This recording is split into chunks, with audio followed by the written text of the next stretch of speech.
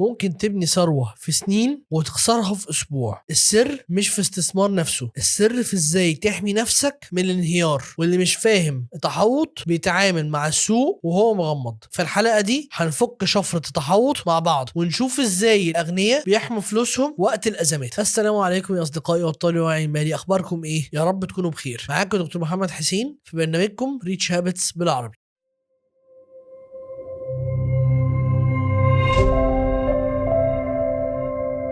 فاكرين بازل الحرية المالية اللي بنبنيه سوا؟ النهاردة قطعة البازل رقم 18، القطعة اللي هتخليك زي القبطان اللي بيعرف يثبت سفينته وسط العواصف ويحمي ثروته من أي أزمة مالية. دلوقتي جا دورك تعرف السر الأخير، إزاي تحمي كل اللي بنيته وتخلي فلوسك صامدة حتى لو السوق انهار. جهز فنجان قهوتك وركز معايا، لأن بعد الفيديو ده هتفهم بالظبط إزاي تفكر وتتصرف زي المحترفين في حماية فلوسك. يلا بينا نبدأ. النهاردة جاي أكلمكم عن سر من أسرار المستثمرين الكبار، أداة ذكية بيستخدموها عشان يحموا ثرواتهم وقت العواصف والأزمات المالية، التحوط أو الهيدجينج. بس هل التحوط سهل؟ وهل فعلا ممكن يحميك من كل المفاجآت؟ كتير منكم بيسمع عن الأزمات الاقتصادية، حروب، تضخم جنوني، أسواق بتنهار، وبتحس بقلق على فلوسك ومدخراتك. بتقول لنفسك هو مفيش طريقة أحمي بيها نفسي من كل ده؟ تابع معايا عشان هتكتشف الطريقة اللي الأغنياء بيستخدموها. الحقيقة يا جماعة ان في طريقة، في اساليب واستراتيجيات بتخليك تقلل المخاطر المحتملة لاصولك وتحمي فلوسك من الصدمة غير المتوقعة. الموضوع مش سحر، ده علم. التحوط ده عامل زي تأمين على فلوسك واستثماراتك. زي ما بتأمن على عربيتك أو بيتك، بتقدر كمان تأمن على محفظتك المالية. بس قبل ما نفك الشفرة لازم تسأل نفسك، انت جاهز تحمي تعب سنين في دقيقة؟ التحوط ببساطة هو استراتيجية بتعملها عشان تقلل المخاطرة المحتملة على استثمار معين أو على محفظتك كلها. هدفه مش انك تحقق مكاسب خرافية من التحوط نفسه، لا، هدفه انك تقلل الخسارة أو تعوضها لو حصلت حركة سلبية غير متوقعة في السوق. لو فاكر الاستثمار بس مكاسب، استنى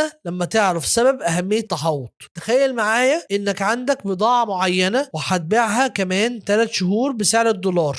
انت قلقان ان سعر الدولار ممكن ينزل كمان 3 شهور فتكسب اقل. ممكن تعمل تحوط بانك تشتري عقد مالي يضمن لك سعر صرف معين للدولار في المستقبل. لو الدولار نزل، العقد ده هيعوض لك الخسارة، ولو الدولار طلع هتخسر قيمة العقد الصغير اللي دفعته، لكنك حميت نفسك. تخيل الخسارة اللي كنت هتشيلها لو ما عملتش كده. هل ممكن يكون التحوط هو السبب في انك ما تخسرش فلوسك؟ هقولك ازاي. التحوط مش للقمار، هو مش عشان تكسب زيادة، هو عشان تحمي اللي معاك وتمنع خسائر كبيرة. فلو انت مستثمر جديد، خلي بالك من الخطأ ده اللي ممكن يكلفك كتير. وخلي بالك من نقطة مهمة جدا، ان بعض الادوات اللي بتستخدم في التحوط حلال وبعضها حرام شرعا. يعني المثال اللي احنا قلناه من دلوقتي ده حرام شرعا مش مظبوط. هنتكلم عن الموضوع بالتفصيل ان شاء الله، كله في وقته بإذن الله. كتير من الناس بتتعلم الاستثمار وتفهم أهميته،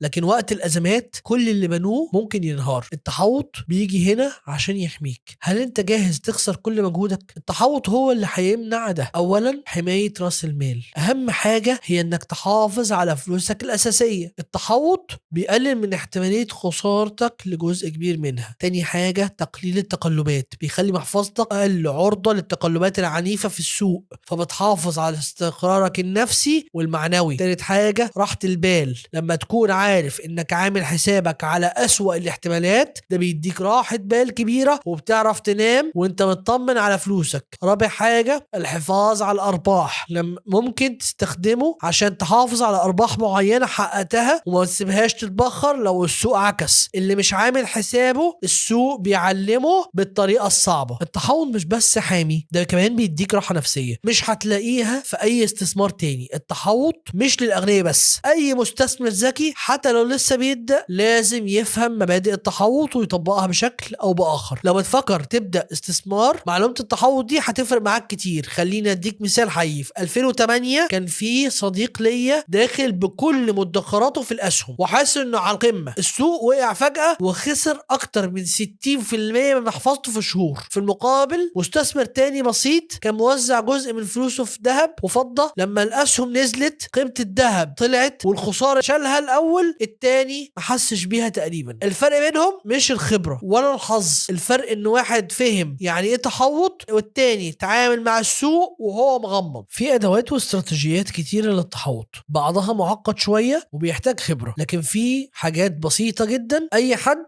ممكن يعملها. لو بتحس ان المعلومات دي مهمه ليك دوس لايك فورا عشان تساعد غيرك يعرف، وما تنساش تشترك في القناه عشان ما تفوتش اي فيديو جديد هيفيدك اكتر. عايز تعرف ازاي تحمي فلوسك بادوات بسيطه؟ خلي بالك من الاستراتيجيات ديت. الاستراتيجيه الاولى وهي التنويع او الدايفرسيفيكيشن. لو عندك كل فلوسك في نوع واحد من الاصول طبعا ده خطر كبير على استثماراتك. هقول لك ليه التنويع هو الدرع الاساسي. التنويع هو اهم وابسط استراتيجيه للتحوط، واتكلمنا عنها بالتفصيل في حلقه بناء المحفظه الماليه وفي حلقه الاستثمار بمخاطر قليله. يعني ايه الكلام ده؟ ما تسيبش كل بيضك في سله واحده، وزع استثماراتك على اصول مختلفه وقطاعات مختلفه، ولو تعرف دول مختلفة. مثال للكلام ده: جزء في الأسهم الأمريكية والمحلية، جزء في الذهب، جزء في العقارات، جزء في السندات الحكومية، جزء في الصكوك الإسلامية لو أنت عايز تخش فيها، أو ودايع في البنك. ليه التحوط؟ لو الأسهم نزلت ممكن الذهب يكون بيطلع أو العقار بيحافظ على قيمته، ده بيوازن المحفظة وبيقلل الخسائر الإجمالية. سؤال مهم هنا: إيه اللي هيحصل لو سهمك المفضل نزل 50% بكرة؟ الاستراتيجية التانية الأصول المضادة للدورة الاقتصادية اللي هي كاونتر سايكليكال اسيتس. ليه الذهب والسندات كانوا دايما هم الأصدقاء المستثمر وقت الأزمات؟ السر هنا لأن هم الملجأ الآمن. يعني إيه؟ هي الأصول اللي قيمتها بتزيد لما الاقتصاد بيكون في أزمة أو السوق بينزل والعكس. أهم مثالين هنا هم الذهب والفضة، دول أهم ملاذ آمن وقت الأزمات والتضخم. فاكر حلقة الذهب والفضة؟ لما الناس بتقلق على الأسهم والعملات بتجري تشتري ذهب وفضة فسعرهم بيزيد. تاني حاجة السندات الحكومية زي السندات الأمريكية، ولكن في قول في حرمانيتها، دي تعتبر استثمار آمن جدا، قيمتها ممكن تزيد مع الوقت لأن المستثمرين بيهربوا ليها بحثا عن الأمان. إزاي تستخدمها؟ خلي نسبة معينة من محفظتك في الأصول دي كتأمين ضد الأزمات. اللي فاهم اللعبة دي بيكسب وهو نايم. ثالث استراتيجية الاحتفاظ بسيولة نقدية كافية، يعني صندوق الطوارئ، خط دفاعك الأول اللي اتكلمنا عليه 100 مرة. عندك فلوس محتاجة تتحرك بسرعة، هنا يجي دور صندوق الطوارئ. دي أهم نقطة للمبتدئين. فاكر صندوق الطوارئ ده إنه بيبقى عندك سيولة تغطي مصاريفك من 3 ل6 شهور على الأقل أو أكتر حسب وضعك. ليه هو تحوط؟ لأنه بيحميك من إنك تضطر تبيع استثماراتك بخسارة وقت الأزمات. لو احتجت فلوس، الأزمة حصلت والأسهم نزلت، بس أنت مش مضطر تبيع لأن معاك كاش يغطي مصاريفك. ما تنساش إن ده كان ركن أساسي في بناء المحفظة المالية وهو خط الدفاع الأول ليك. رابع استراتيجية بقى استخدام أدوات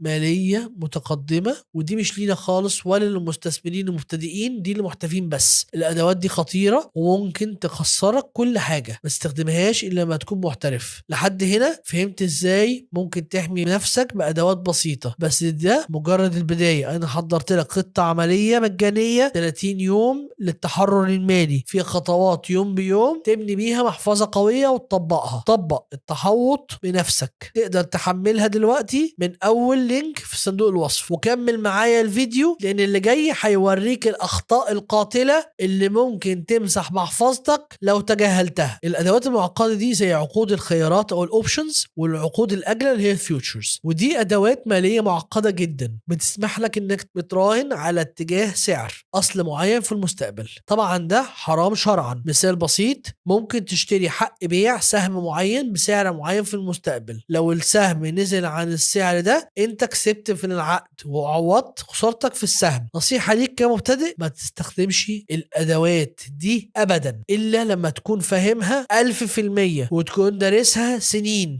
مخاطرتها عالية جدا وممكن تخسرك كل فلوسك بسهولة لو مش خبير. دي مش ليك دلوقتي. ركز على تنويع والذهب والسيولة. خطأ واحد هنا يمسح كل اللي بنيته في سنين. التحوط يا جماعة مش معناه انك عمرك ما هتخسر، مفيش استثمار بدون مخاطرة، بس مين اللي مستعد يتحمل خسائر كبيرة؟ التحوط هنا بيغير المعادلة، لكن التحوط معناه انك بتقلل حجم المخاطرة اللي هتاخدها وبتستعد للأسوأ عشان الأفضل يقدر يكبر. التحوط هو جزء أساسي من إدارة المخاطر اللي اتكلمنا عنها في حلقة العائد والمخاطرة.